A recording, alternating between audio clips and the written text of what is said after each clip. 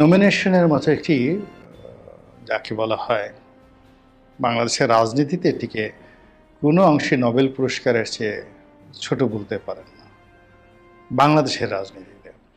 তো সেটি আপনি নিলেন না। আওয়ামী লীগ এবং বিএনপি রাজনীতি এই দলীয় মনোনয়ন পাওয়া যে কোনো কর্মক্ষেত্রে বাংলাদেশের যদি ক্ষুদ্র সেক্টর ধরেন, এটার সর্বোচ্চ অর্জন, রাজনৈতিক অর্জন, এর চেয়ে বড় অর্জন হয় না। দ্বিতীয় অর্জন জয়লাভ করা, তৃতীয় অর্জন হলো সেই লোকটি সফলভাবে ভালোভাবে কাজ করা। তো যাই হোক, আমার আলহামদুলিল্লাহ দুটো রাজনৈতিক দলের মনোনয়ন পাওয়া এবং নির্বাচন করার সুযোগ হয়েছিল। দ্বিতীয়ত, আওয়ামী লীগের মতো একটি রাজনৈতিক দলের, ক্ষমতাসীন রাজনৈতিক দলের এমপি হিসেবে 5টি বছর দায়িত্ব পালন করার দুর্লভ সুযোগ আমাকে আল্লাহ দিয়েছেন। প্রায় সব কিছুই আমার প্রতিকূল ছিল। আমি দলের বিরুদ্ধে কথা বলেছি। দলের স্থানীয়, জাতীয়, আঞ্চলিক যারা নেতা ছিলেন তাদের অনেকের সঙ্গে আমার সম্পর্ক খারাপ ছিল, বিশেষ করে দুষ্ট লোকদের সঙ্গে। এই পুরো দুষ্ট লোকদের সাথে ফাইট করে, যুদ্ধ করে আমাকে 5 বছর এমপিগিরি করতে হয়েছে। এবং সেই কাজ করতে গিয়ে আমি কতটুকু সফল হয়েছি, ব্যর্থ হয়েছি, দুর্নাম সুনাম কি আছে না না আছে ওটা নিয়ে আমার কোনো মাথা ব্যথা নেই। কিন্তু আমি নিজের কাছে যে জবাবদিহিতা রয়েছে, আল্লাহর কাছে যে আমার জবাবদিহি রয়েছে, ওই জায়গাটাতে আমি শতভাগ, একেবারে শতভাগ আমি সঠিক অবস্থানে আছি, চিন্তা, চেতনা এবং কর্মের দিক থেকে।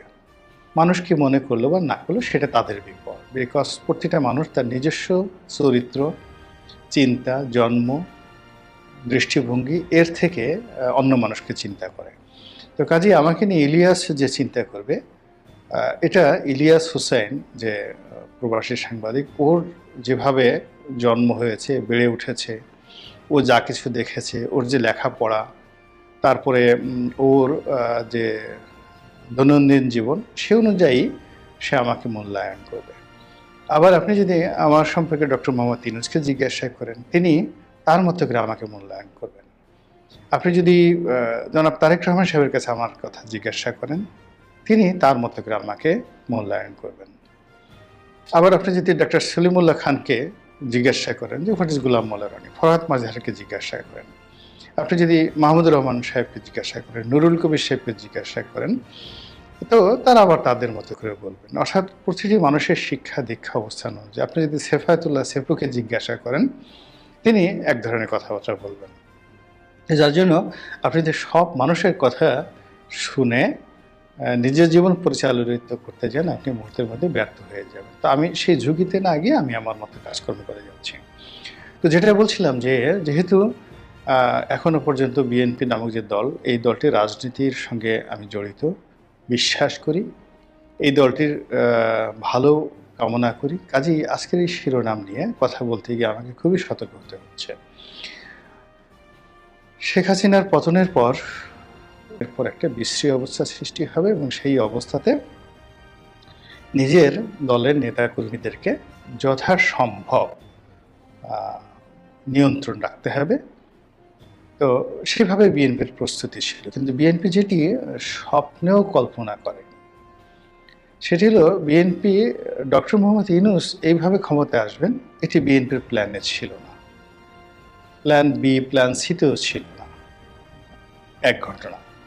2 নম্বর হলো ডক্টর মোহাম্মদ ইউনূস যদি আসেনও, তিনি একটা জাতীয় সরকারের প্রতীক হয়ে অনেকগুলো মানুষের সম্মিলনে আসবেন। তিনি এভাবে একটা এনজিও গ্রাম সরকার করবেন, একটা গ্রামীণ ব্যাংক মডেল কিংবা একটা এনজিওর মডেলের একটা সরকার তিনি করবেন। বড়জোর একটা কর্পোরেট, গ্রামীণ ফোনের মতো একটা কর্পোরেট হাউস খুলে বসবেন, এটা বিএনপির ডিকশনারিতে ছিল না।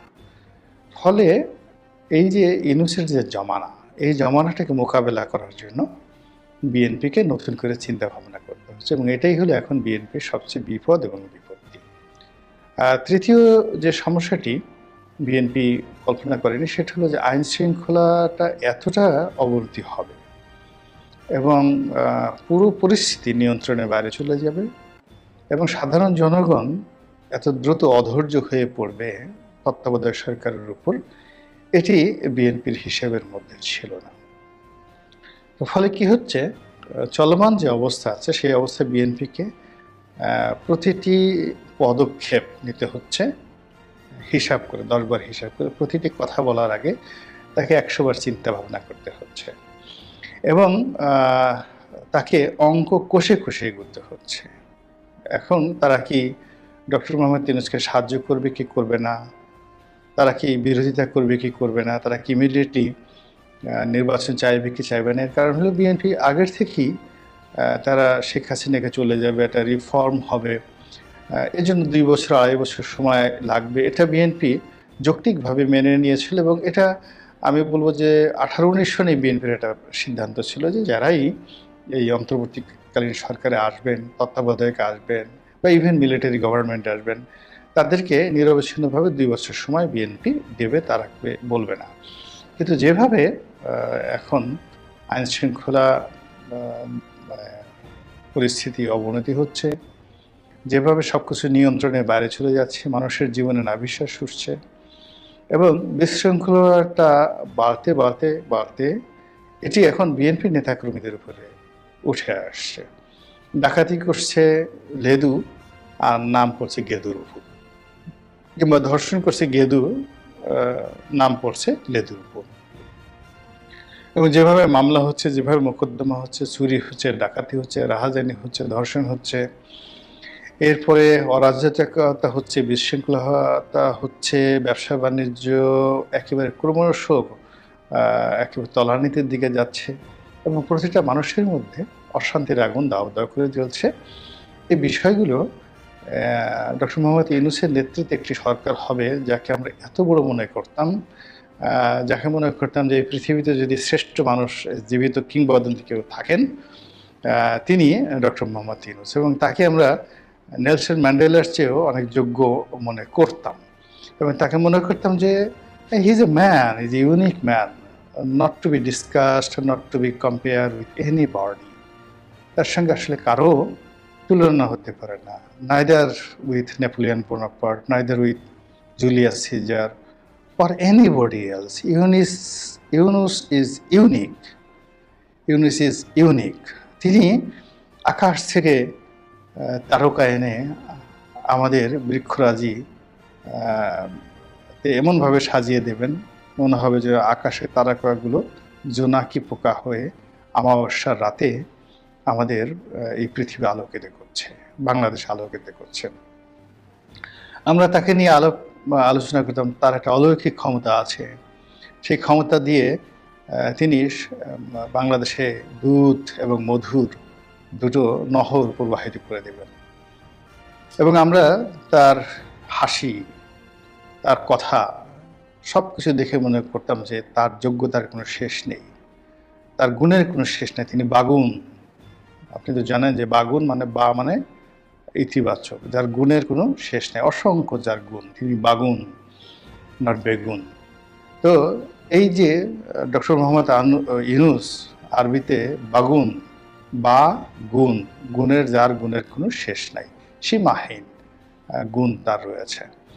তো সেই গুণাবলীগুলো এসে বাস্তবে তিনি যখন আমাদের মধ্যে এলেন, তারপর তিনি যখন তার দায়িত্ব পালন শুরু করলেন, এ আমরা কি দেখছি, এ আমরা কি শুনছি, এ আমরা কি ভাবছি, আমাদের সমস্ত স্বপ্ন রীতিমতো ধূলিসাৎ হয়ে পড়েছে। তো এর ফলে কি হচ্ছে, ডক্টর মোহাম্মদ ইউনূস সম্পর্কে বিএনপিকে কিন্তু সিদ্ধান্ত নিতে হচ্ছে এবং খুব দ্রুত সিদ্ধান্ত নিতে হচ্ছে। এবং ইতিমধ্যে দেখবেন যে বিএনপি বিভিন্ন টোপ ফেলেছে। জনাব তারেক রহমান সাহেব একবার তিনি যে পল্টনের ময়দানে বক্তব্য দিলেন, বক্তব্য শুনে মনে হলো যে সরকারকে তিনি সময় দিতে চান। আবার 2 দিন পরে তিনি বললেন যে না, খুব অল্প সময়ের মধ্যে নির্বাচন দিতে হবে। আবার মির্জা ফখরুল সাহেব বললেন যে না ঠিক আছে, যৌক্তিক সময় দেবো। আবার বললেন যে না, যত দ্রুত সম্ভব নির্বাচন দিতে হবে। তো এই যে বিএনপি এক এক সময় এক একটা কথা বলছে, ইট মিনস যে তারা এক একটা শব্দ বোমা ছেড়ে দিয়ে সরকারের গতিবিধি লক্ষ্য করার চেষ্টা করছে। তো এর কারণে সেই গতিবিধির উপর নির্ভর করে তাকে কিন্তু সিদ্ধান্ত নিতে হচ্ছে। এর কারণ হলো, যদি ডক্টর মোহাম্মদ ইউনূস ফেল করার ফলে তাহলে এখন যে অবস্থা আছে তার চেয়ে আরো খারাপ অবস্থা তৈরি হবে, ভীতি ছড়িয়ে পড়বে। এবং এখন এই আন্দোলনের সঙ্গে যারা সম্পৃক্ত তারা সহ এই উপদেষ্টা মণ্ডলীতে যারা আছেন, ইনক্লুডিং ডক্টর মোহাম্মদ ইউনূস, তার সঙ্গে সঙ্গে মার্কিন দূতাবাস, পশ্চিমারা যারা খুব লাফালাফি করছেন তাকে নিয়ে, সবাই বাংলাদেশে বিপদে পড়বে, মারাত্মক বিপদে পড়বে। এবং এই বিপদের অনেকগুলো গন্ধ আমরা দেখতে পাচ্ছি। এর কারণ হলো ফিলিস্তিন পরিস্থিতি নিয়ে মানে যাকে বলা হয় ইসরায়েল, ইরান এবং তুরস্কের যে সম্পর্ক এবং আমেরিকার সম্পর্ক, এরকম একটা সন্ধিক্ষণে গিয়ে পৌঁছে গেছে যে সেখানে লেবাননে ইসরায়েলের নৃশংস হত্যাকাণ্ড, সেখানে হামাস প্রধান এর আগে ইসমাইল হানিয়া মারা গিয়ে তারা মেরে ফেলেছেন। তারপর যে হিজবুল্লাহর প্রধান হাসান নাসরুল্লাহকে তারা মেরে ফেলেছে, ইসরায়েল মেরে ফেলেছে। এবং এখন সবাই ভয় পাচ্ছে যে ইরানের যে ধর্মীয় নেতা আয়াতুল্লাহ আলী খামেনি, তাকে হত্যার নীল নকশা নিয়ে ইসরায়েল এগুচ্ছে। এখন এই অবস্থাতে রাশিয়া এবং ইরান, এই দুটো পরাশক্তির কোনো উপায় নেই যাকে বলা হয় ইসরায়েল আক্রমণ করা ছাড়া। তাদেরকে যদি বেঁচে থাকতে হয়, টিকে থাকতে হয়, শুধুমাত্র হুমকি ধামকি দিয়ে টিকে থাকা চলবে। তাদেরকে এবার সরাসরি আক্রমণে যেতে হবে এবং সেই প্রস্তুতি নিয়ে তারা এগুচ্ছে। এটি গেল এক। আর ইরান যদি না, ইরানকে অবশ্যই ইসরায়েল আক্রমণ করতে হবে। এবং সেই আক্রমণ করার ফলে বাংলাদেশের যে 18 কোটি মুসলমান রয়েছেন, বা এই যে এখন যে ইসলামাইজেশন রয়েছেন, তাদের মধ্যে যে জাগরণ তৈরি হবে, সেখানে আমেরিকার প্রিয় ভাজন হিসেবে কিংবা ইংল্যান্ডের প্রিয় ভাজন হিসেবে, পশ্চিমাদের প্রিয় ভাজন হিসেবে ডক্টর মোহাম্মদ ইউনূসের জন্য এই বাংলাদেশে বসে শ্বাস নেওয়া, প্রশ্বাস নেওয়া, হাসি দেওয়া, খাবার খাওয়া সত্যিকার অর্থে খুবই কঠিন একটা বিষয় হয়ে যাবে। কাজেই ডক্টর মোহাম্মদ ইউনূসকে সমর্থন দেওয়াটা এই মুহূর্তে বিএনপির জন্য কতটা যাকে বলা হয় সুবিধাজনক হবে, এবং এটি আখেরে মানে শেষ অবধি তাদের জন্য ইতিবাচক হবে কিনা, এই বিষয়গুলো নিয়ে তাকে কিন্তু সিদ্ধান্ত নিতে হচ্ছে। এবং ঘন্টায় ঘন্টায়, দিনে দিনে 10-12 বার করে তাকে কিন্তু সিদ্ধান্ত পরিবর্তন হচ্ছে। এখন আমার বক্তব্যটা হলো যে ইউনূস যদি সত্যিকার অর্থে সফল হন, স্ট্যাবিলিটি আনতে পারেন, এবং তিনি যদি ক্ষমতায় টিকেও যান, এমনকি 5 বছরও থাকেন, তাতেও কিন্তু বিএনপির কোনো অসুবিধা নেই। এবং নির্বাচন হলে বিএনপি ক্ষমতায় আসবে, এবং এটা বিএনপি কায়মনোবাক্যে মনে করে এবং আশা করে, এবং এটাই বাস্তবতা। কিন্তু ইউনূস যদি ফেল করেন এবং আরেকটা নতুন করে বিশৃঙ্খলা তৈরি হয় এবং আরেকটা মিলিটারি শাসনে এসে যায়, তাহলে বিএনপির জন্য আসলে সেটা একটা ঝুঁকি হয়ে যাবে। এই কারণ হলো, জামাতের জন্য ঝুঁকি হয়ে যাবে। কারণ হলো, গত এই কয়েক মাসে প্রশাসন, সিভিল অ্যাডমিনিস্ট্রেশন, মিলিটারি থেকে শুরু করে বিভিন্ন জনপদে যে সকল অভিযোগের পাহাড় জমেছে, সবে কিন্তু এই বিএনপি এবং জামাতের যারা নেতাকর্মী রয়েছেন, কারো মদদে রয়েছে, কারো অংশগ্রহণে রয়েছে, বা দেখা গেল কারো প্রভাবের কারণে এই ঘটনাগুলো ঘটেছে। শিক্ষা প্রতিষ্ঠান থেকে শুরু করে সচিবালয় থেকে শুরু করে দেবালয় থেকে শুরু করে শিক্ষালয় থেকে শুরু করে আরো অনেক জায়গাতে। তো যখন মিলিটারি এগুলোতে অ্যাকশন যাবে, এবং মিলিটারি, ভারতও চাচ্ছে যে এখানে একটা মিলিটারি ডিক্টেটরশিপ আসুক কিছুদিনের জন্য, এবং আমেরিকাও সেই জিনিসটা সমর্থন করবে, কোনো বই নেই। এর কারণ হলো, এখানে আমেরিকার বিগ ইনভেস্টমেন্ট রয়েছে। তো কাজে এখানে যদি অর্থনীতির চাকা ঠিক মতো না ঘুরে, দেশ অস্থিতিশীল হয়ে যায়, তারা ইউনূসকে দিয়ে আহ, তাদের কোনো লাভ হবে না, বরং তারা ইউনূস সাহেবের চাইতে অনেক অনেক প্রিয় মানুষকে, তাদের একদম কাছের মানুষকে তারা কিন্তু বিভিন্ন সময়টাতে তারা একদম ম্যানেজ করে দিয়েছে।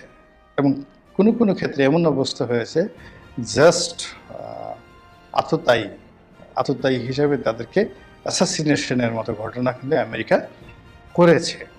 তো যার জন্য আমেরিকাকে আসলে বিশ্বাস করা যায় না। তো এখন এই যে একটা সার্বিক অবস্থা, সেই অবস্থাতে বিএনপিকে খুব চিন্তা করতে হবে, ভাবনা করতে হবে। ইউনূসের পক্ষে থাকতে হলেও বা তাকে সুযোগ দিতে হলেও তাকে চিন্তা ভাবনা করে দিতে হবে। আর যদি ইউনূসের বিরোধিতা করতে হয়, তাও খুব শক্তভাবে করতে হবে। এর কারণ হলো বিএনপি সৃষ্টি হওয়ার পর এখন যে জটিল সময়, এরকম জটিল সময়ের মধ্যে আর কখনই বিএনপি পড়েনি।